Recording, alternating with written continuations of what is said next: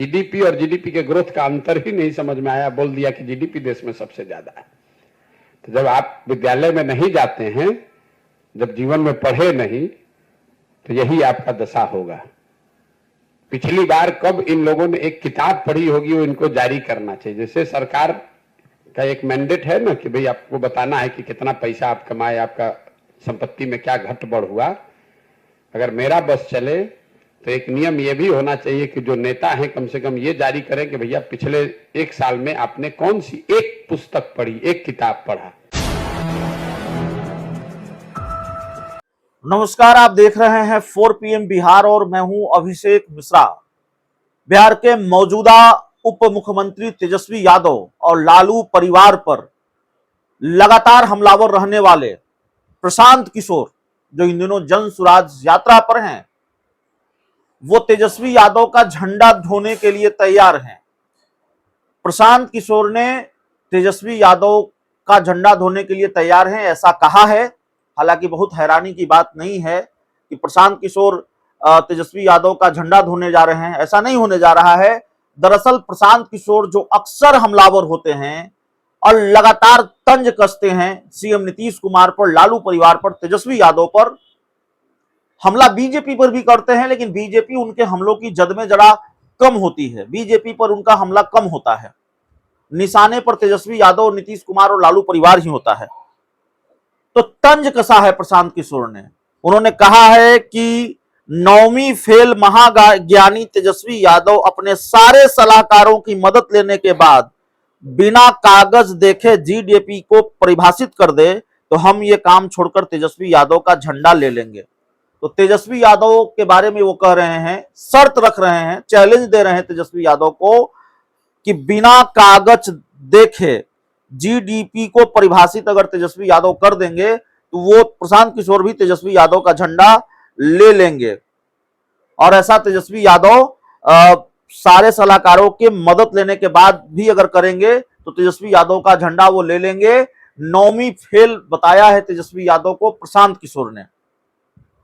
तो प्रशांत किशोर जन सुराज यात्रा पर हैं, उनके निशाने पर आरजेडी के नेता, बिहार के मौजूदा उप मुख्यमंत्री तेजस्वी यादव, और चैलेंज है प्रशांत किशोर का तेजस्वी यादव को कि अगर आप जीडीपी को परिभाषित कर दीजिएगा बिना कागज देखे हुए तो हम भी आपका झंडा ले लेंगे। प्रशांत किशोर का पूरा हमला आपको सुनाते हैं किस तरह से उन्होंने निशाना साधा है तेजस्वी यादव पर।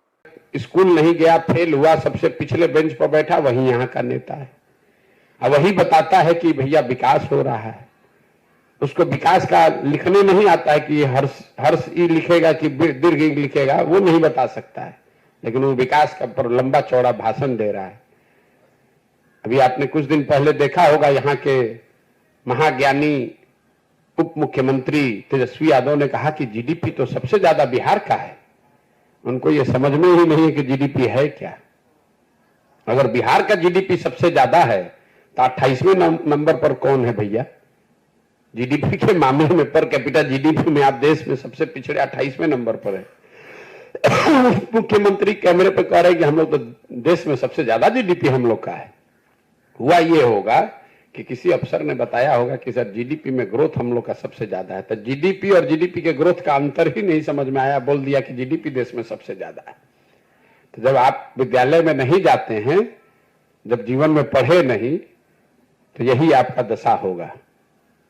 पिछली बार कब इन लोगों ने एक किताब पढ़ी होगी, वो इनको जारी करना चाहिए। जैसे सरकार का एक मैंडेट है ना कि भाई आपको बताना है कि कितना पैसा आप कमाए, आपका संपत्ति में क्या घट बढ़ हुआ।